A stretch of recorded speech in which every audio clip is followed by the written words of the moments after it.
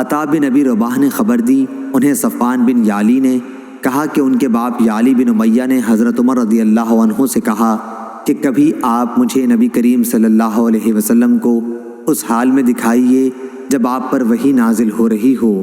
انہوں نے بیان کیا کہ ایک بار رسول اللہ صلی اللہ علیہ وسلم جعرانہ میں اپنے اصحاب کی ایک جماعت کے ساتھ ٹھہرے ہوئے تھے کہ ایک شخص نے آ کر پوچھا، یا رسول اللہ صلی اللہ علیہ وسلم، اس شخص کے متعلق آپ کا کیا حکم ہے جس نے عمرے کا احرام اس طرح باندھا کہ اس کے کپڑے خوشبو میں بسے ہوئے ہوں؟ نبی کریم صلی اللہ علیہ وسلم اس پر تھوڑی دیر کے لیے چپ ہو گئے، پھر آپ پر وحی نازل ہوئی تو حضرت عمر رضی اللہ عنہ نے یعلی رضی اللہ عنہ کو اشارہ کیا۔ یعلی آئے تو رسول اللہ صلی اللہ علیہ وسلم پر ایک کپڑا تھا جس کے اندر آپ تشریف رکھتے تھے۔ انہوں نے کپڑے کے اندر اپنا سر کیا تو کیا دیکھتے ہیں کہ روح مبارک سرخ ہے اور آپ خراٹے لے رہے ہیں۔ پھر یہ حالت ختم ہوئی تو آپ نے فرمایا کہ وہ شخص کہاں ہے جس نے عمرے کے متعلق پوچھا تھا؟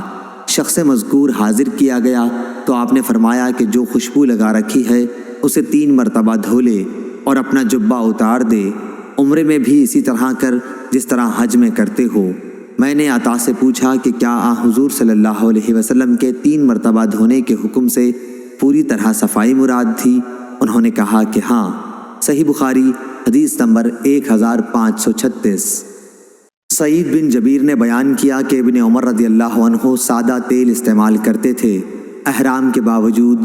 میں نے اس کا ذکر ابراہیم نخعی سے کیا تو انہوں نے فرمایا کہ تم ابن عمر رضی اللہ عنہ کی بات نقل کرتے ہو۔ صحیح بخاری حدیث نمبر 1537۔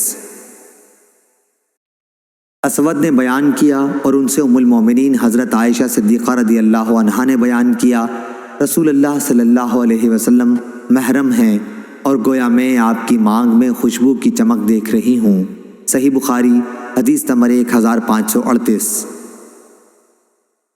امام مالک نے خبر دی، انہیں عبد الرحمن بن قاسم نے، انہیں ان کے والد نے اور ان سے نبی کریم صلی اللہ علیہ وسلم کی زوجہ مطہرہ حضرت عائشہ صدیقہ رضی اللہ عنہا نے فرمایا کہ جب رسول اللہ صلی اللہ علیہ وسلم احرام باندھتے تو میں آپ کے احرام کے لیے اور اسی طرح بیت اللہ کے طواف زیارت سے پہلے حلال ہونے کے لیے خوشبو لگایا کرتی تھی۔